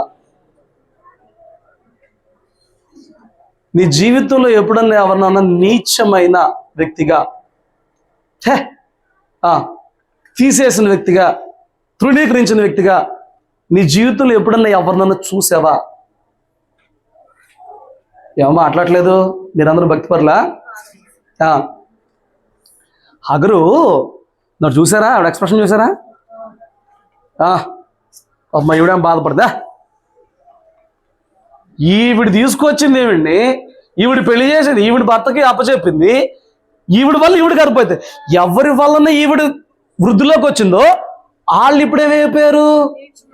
నీచులైపోయారు. ఏమైపోయారండి? జాగ్రత్త. అహంకారం ఎంత భయంకరమైందనంటే, మనకు ఒకప్పుడు ఎవరు ఆధారమై ఉన్నారో, అంటే మన ఇద్దరు, అంటే నువ్వు ఎవరి మూలంగానో సంఘంలో నడిపించబడ్డావు. నడిపించబడిన వ్యక్తి ఆత్మీయస్థితి ఆ రోజున ఎలాగుంది, ఈ రోజు అలాగుంది. నీ ఆత్మీయస్థితి మాత్రం వృద్ధి పొందింది. ఆత్మీయంగా డెవలప్ అయ్యావు. ఆత్మీయంగా చూసుకో, ఆర్థికంగా చూసుకో, ఎలాగని చూసుకో. నీకెవరు సాయం చేశారు ఒకప్పుడు, వాళ్ళు అక్కడే ఉన్నారు, నువ్వు మాత్రం డెవలప్ అయిపోయావు. నువ్వు వాళ్ళని ఎట్లా చూస్తావు?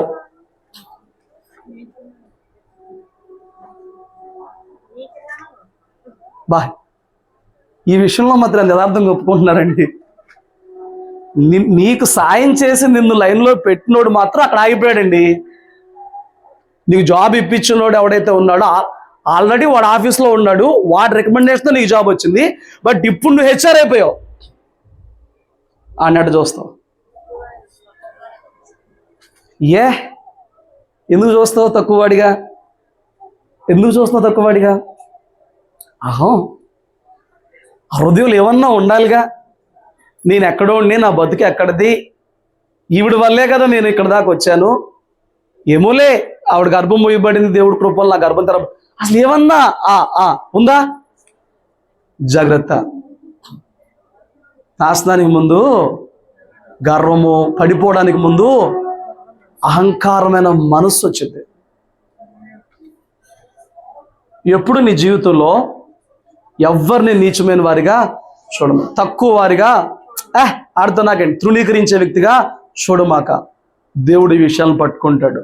ఇంకా నేను త్వరగా ముగిస్తాను, చూడండి. 1 సమూయేలు గ్రంథం 1:6. యెహోవా ఆమెకు సంతు లేకుండా చేసి ఉన్న హేతువును బట్టి ఆమె వైరియగు పెనిన్న ఆమెను విసిగించుటకై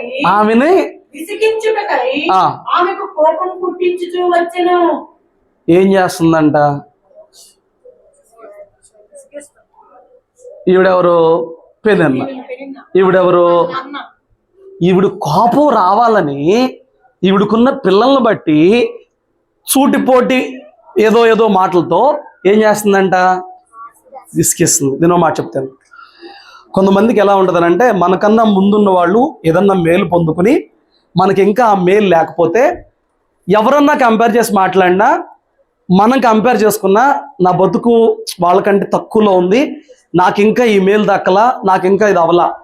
ఓకే, ఒక్క రోజున కనికరంతో దేవుడు నీకు ఇస్తాడు. ఇచ్చిన రోజున ఏం చేస్తావు?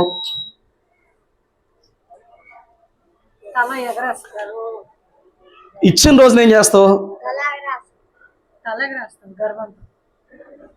నాకు ఇచ్చినప్పుడు చెప్తా, నాకు వచ్చినప్పుడు చెప్తా. ఒకరోజు దేవుడు నాకు ఇస్తాడు చేపకం, అది ఉంది కాబట్టి ఇక్కడ దాకా అయిపోయాను.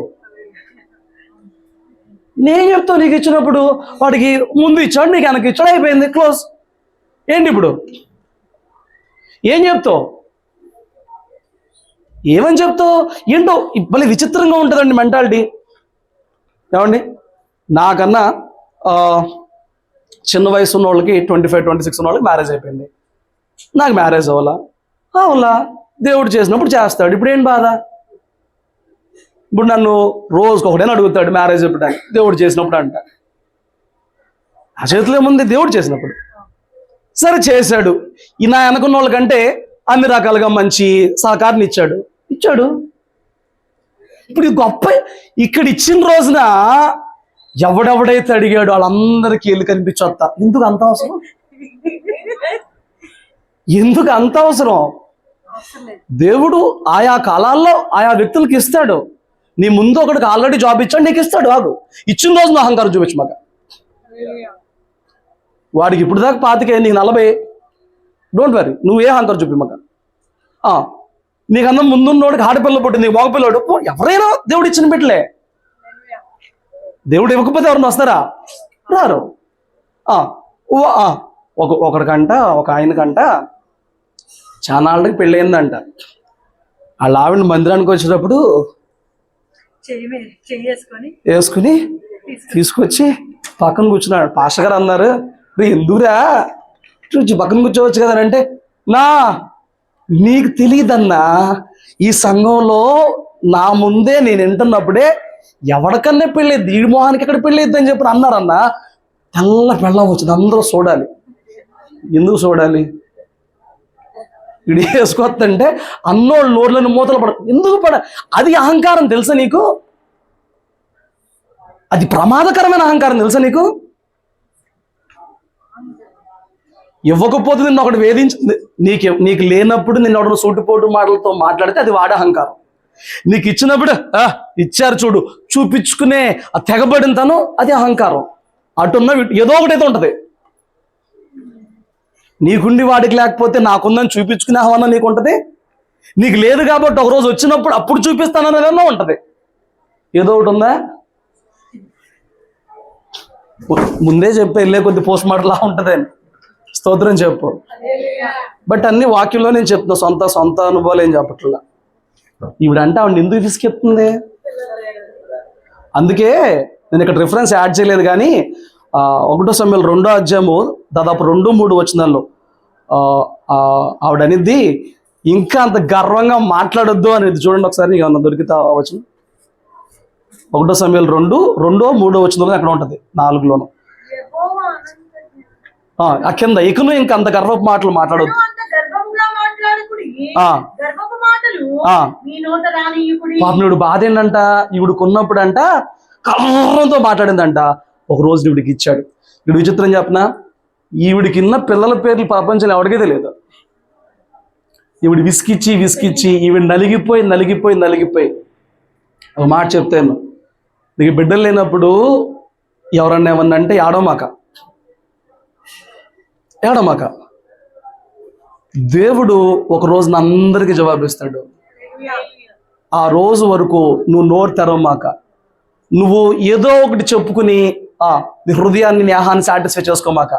ప్రార్థన చేయి, ప్రభువా నీ బిడ్డకు వస్తున్న నిన్నంత నీకు తెలుసు, నిన్ను నమ్మా, ఏది చేసినా నీ చెప్తాం చెప్పగలను. హల్లెలూయా. ఈవిడేం చేసిందో చెప్పనా, మందిరంకి వెళ్తే ప్రార్థన చేసేది కాదంట. ఏంట్రా అంటే, దేవుడు నాకేమైనా ఇచ్చాడేంటి, దేవుడు నాకేమైనా చేశాడేంటి, దానికి పిల్లలు ఇచ్చి నాకేమైనా ఇచ్చాడేంటి, ఇదొక బాధ. అది విడిచిపెట్టి దేవుడు ఇస్తాడు, కంగారు పడకు. అందరికీ అందరికి సమానంగా అలాగే వెళ్ళిపోయేవి కావు. ఒకళ్ళకి ముందు ఒకళ్ళకి వెనక ప్రణాళికాబద్ధంగా ఆయన ఇస్తాడు. ఎవడో నాకు ఇచ్చాడేంటి, ఈవిడంటే కోపంగా ఉండేవాడు, మందిరంగా ప్రార్థన చేసేది కాదంట.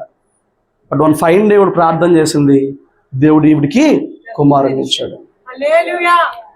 ఇక్కడ ఈవిడ జవాబు చెప్పలేదు, కానీ దేవుడే చెప్పిన జవాబు ఏంటంటే, ఈవిడికి ముందే పిల్లలు అందరూ ఉన్నా వాళ్ళ పేర్లు ఎవరికి తెలియదు, ఈవిడికి ఇచ్చిన పిల్లవాడి చరిత్రలో ఉన్నాడు. హల్లెలూయా. కాబట్టి నీ కలిగి ఉన్నప్పుడు ఎదుటి వ్యక్తులు లేనప్పుడు వారిని విసిగించుకో, వారికి లేదని వాళ్ళు గుర్తు చేయకు. ఒకవేళ నిన్ను ఎవరన్నా బాధ పెట్టి ఈ రోజు నువ్వు ఏదైనా పొందుకుంటే ఇప్పుడు వాళ్ళ ముందు షో ఆఫ్ చేయమాకెళ్ళి, ఇదిగా నేను కొన్నాను చూసుకో, నేను తెచ్చుకున్నాను చూసుకో, నాకు వచ్చింది చూసుకో, అహంకారం ప్రదర్శించమాక. దేవుడు మళ్ళీ ఇచ్చినోళ్ళు లాగేసుకుంటాం పెద్ద విషయమేం కాదు. ఇస్తే ఇచ్చినట్లు దేవుడిని మహింపరచాలి. ఇదేంటంట,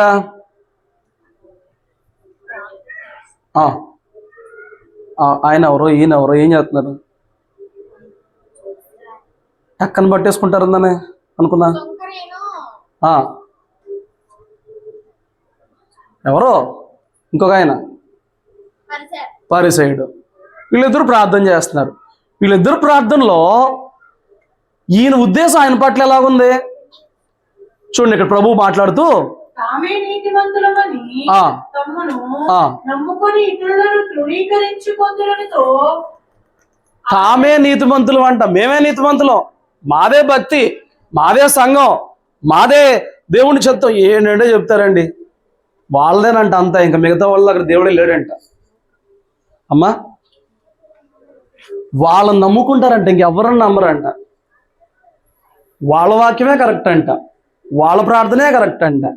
ఎవరు చూడండి, ఇది కొందరు పిచ్చిగా ఆ డినామినేషన్లో అట్లా బోధించుకుంటూ వస్తుంటే, సంఘంలోని విశ్వాసులు తమ భక్తిని చూసుకుని, తమ చిన్న చిన్న ప్రార్థనలకు దేవుడు త్వరగా జవాబులు ఇస్తాను చూసుకుని, తమ వెనుకున్న వాళ్ళని పోల్చుకుని, మేము నీతిమంతులు అంటే, మేము పరిశుద్ధులు అంటే, మేము భక్తిపరులు అంటే, ఎవరన్నా పోల్చుకున్నావా భక్తులు అట్లాగా?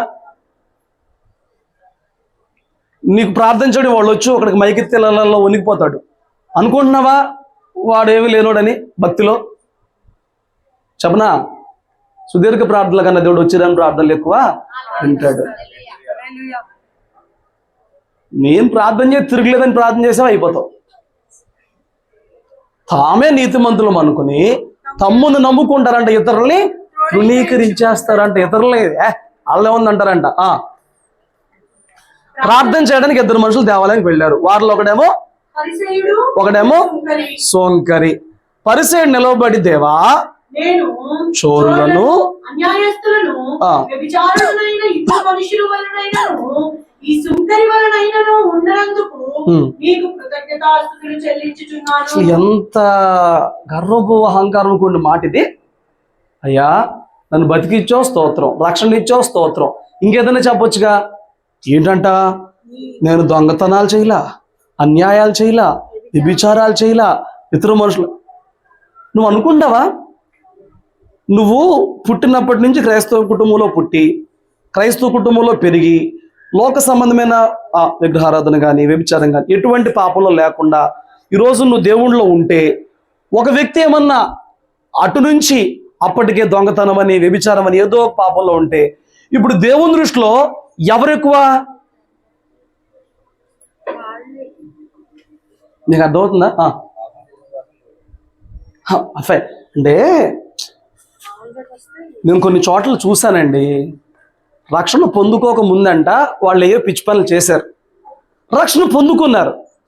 ఇప్పుడు ఏది చూడాలి? రక్షణ పొందుకున్నదే చూడాలి. అక్కడి నుంచి కదా వాడి జీవితం కావంటూ ఆ వెనకమాలను మాట్లాడొద్దు కదా. కొందరు అనుకుంటారు, కొందరు అసలు మా చిన్నప్పటి నుంచి మేము గుడికి వెళ్ళలేదండి, వెళ్ళిన ఒకటి వెళ్ళకపోయిన ఒకటి. మా చిన్నప్పుడు మీ సినిమా హాల్కి వెళ్ళలేదండి, నువ్వు సినిమా హాల్కి వెళ్ళలేదు కాబట్టి పరలోకానికి ఏమి వెళ్ళిపో. మా చిన్నప్పటి నుంచి మేము అక్కడ పెట్టి తినలేదండి. ఇదేం మారదు. నువ్వు క్రైస్తవ కుటుంబంలో పుట్టొచ్చినా, నువ్వు అటుపక్కన విశ్వాసంలో పుట్టొచ్చినా, ఎటు పుట్టొచ్చినా నూతనముగా జన్మించిన తర్వాతే నీకు రక్షణ. అది పక్కన పెట్టేసేసి నేను వాళ్ళలాగా లేను, వీళ్ళలాగా లేను, ఈ అహంకారము గర్వము నీ హృదయంలో పనిచేయడానికి వీలు లేదు. ఇప్పుడు బాధ అంతా ఏంటనంట, నేను మిగతా వాళ్ళ కాదు, యమ భక్తి చేసేస్తున్నానంట. ఏం చేస్తున్నాడు వాడు? భక్తి చేస్తున్నాడు. చూడు, వారమునకు 2 మార్లు సంపాదన అంతటిలో 10వ వంతు చెల్లించుచున్నానని తనలో తాను ప్రార్థించుచుండెను. అయితే సుంకరి దూరముగా నిలుచుండి ఆకాశము వైపు కన్నులెత్తుటకైనను ధైర్యము చాలక రొమ్ము కొట్టుకొనుచు, దేవా పాపినైన నన్ను కరుణించమని పలికెను. అతని కంటే ఇతడు నీతిమంతుడుగా తీర్చబడి తన ఇంటికి వెళ్ళదని మీతో చెప్పుచున్నాను. ఏమైంది ఇప్పుడు ఇంతకీ? వాడు దేవునితో అని చెప్తున్నాడు, నేను వాళ్ళలాగా వీళ్ళలాగా లేను ప్రభువా, నీకు స్తోత్రం. అమ్మో, పోలిక ఎక్కడ దాకా వచ్చింది? భక్తిలో ఆత్మీయతలో కూడా పోలిక. జాగ్రత్త, పాడైపోతాం. ఎవరితోనో పోల్చుకోవడం, ఆత్మీయతలో నువ్వు ఆ తప్పు చేయలేదు కాబట్టి నువ్వు మంచివాడు అని, వాడు తప్పు దేవుని దగ్గర ఏముండవండి. హల్లెలూయా. మనం ఎంత ప్రయాసపడినా మన నీతి ఆయన ఎదుట మురికి గుడ్డలు లాంటిదే. యెషయా లాంటి ప్రవక్త కూడా ఆయన దర్శనం చూస్తున్నప్పుడు అపవిత్రమైన పెదవులతో జీవిస్తున్నాను ప్రభువా అని చెప్పని వాపోయాడు, కేకలు పెట్టాడు. దేవుని ఎదుట ఎవరు పరిశుద్ధులం అవుతామండి? అవలేం కదా. ఇక్కడ విచిత్రం ఏంటంటే, పరిశుద్ధుడు అంత బిల్డప్ కొట్టాడా? ఇక్కడ వీడు ఉన్నదోటి చెప్పాడు, అయ్యా నేను పాపిని నన్ను కరుణించు. అతనికంటే ఇతడే నీతిమంతుడిగా తెచ్చబడ్డాడండి. నీ అహం దేవుని ఎదుట నీ ఆత్మీయ జీవితాన్ని తగ్గించేస్తుంది. దేవుని ఎదుట నీ నీతిమత్వాన్ని తగ్గించేస్తాను. నువ్వు హెచ్చించుకోవడం వల్ల, నువ్వు అహంకారం చూపడం వల్ల, నీ అంతరంగంలో వారితో వీరితో పోల్చుకుని వారికంటే నేనే భక్తులు అంతా ఎంత భయంకరమైన అహం. ఇది ప్రతిసారి కనిపించదు కానీ ఎప్పుడో ఒకసారి కనిపించింది. పోల్చుకున్నప్పుడు, కొత్తగా వేరొక చోట మనం ఉన్నప్పుడు, వేరొకరు సాక్ష్యం మనం వింటున్నప్పుడు, వేరొకరి జీవితాలతో టాలీ చేసుకుంటున్నప్పుడు ఇది బయటకు వచ్చి నేనే బెటరు, మేమే బెటరు, మా సంఘమే బెటరు, ఈ వచ్చినాయి అంటే జాగ్రత్త, మంచిది కాదు. తను తాను హెచ్చించుకునేవాడు తగ్గించబడతాడు, హెచ్చించబడతాడు. హల్లెలూయా. నిన్ను ప్రశంసించినప్పుడు జాగ్రత్త. ప్రశంసల కోసం కాదు, మన బాధ్యత ఏంటో మనం అది చేయాలి. ప్రశంసల కోసం కాదు, మన బాధ్యత ఏంటో మనం అది ఇచ్చేయాలి. అంతే, చేస్తున్నాం అంతే. నీకు దేవుడు కొన్ని బాధ్యతలు భూలోకంలో పెట్టాడు, చేస్తున్నావు. జీతం ఎవరు ఇస్తారు? దేవుడు ఇస్తాడు. విలువల కోసం ఆరాటం వద్దు. దేవుడిని విలువని పెంచాలి. నువ్వు పెంచుకుని డంబంగా చెప్పుకుని నీ అన్న జరగాలి, నేను అనుకున్నట్టు జరగాలి, నా మాట ఇవన్నీ వద్దు. నష్టపోతావు, చాలా నష్టపోతావు. విలువల కోసం ఆరాటం పడవద్దు. తర్వాత ఎవరిని కూడా నీకంటే తక్కువగా, నీచముగా, తీసేసినట్లుగా, తృణీకరించినట్లుగా చూడుమాక. హగరు శారమ్మను నీచంగా చూసింది, కానీ ఎవరి సంతానము ఆత్మ సంబంధమైన వారసత్వంగా మార్చబడింది? శారా సంతానమే. వాగ్దాన పుత్రుడు హగరుకి ఇచ్చినోడు కాదు, శారాకి ఇచ్చినోడే. ఎవరిని విసిగించి కోపం తెప్పించారు? పెనిన్న హన్నాన్ని విసిగించి కోపం తెప్పించింది. కానీ ఎవరు కుమారుడు ప్రవక్త అయ్యాడు? విసుగు పొందుకున్న ఆ జీవితంలో నుంచే, నలిగిపోయిన ఆ జీవితంలో నుంచే ప్రవక్త వచ్చాడు. హల్లెలూయా. ఇక్కడ ఎవడు గొప్పలకు పోయాడు నేను భక్తిపరుడని, బట్ దేవుడు ఎవరిని ఎక్కువ నీతిమంతుడిగా మార్చాడు? సో నీ పోలిక నిన్ను తగ్గిచ్చేస్తుంది, జాగ్రత్త. నీ పోలిక నిన్ను అదం పాతాళానికి తీసుకెళ్ళిపోతుంది, జాగ్రత్త. ఈ విషయాల్లో నీ అహం ఎక్కడెక్కడ పనిచేస్తుందో సరి చేసుకుంటానికి ప్రయత్నం చేయి. దేవుడు తన ఆత్మ ద్వారా ఆయా విషయాల్ని జయించడానికి నీ కృపను కలగ చేయను గాక. ప్రార్థన చేసుకుందాం, తనలో వంచండి.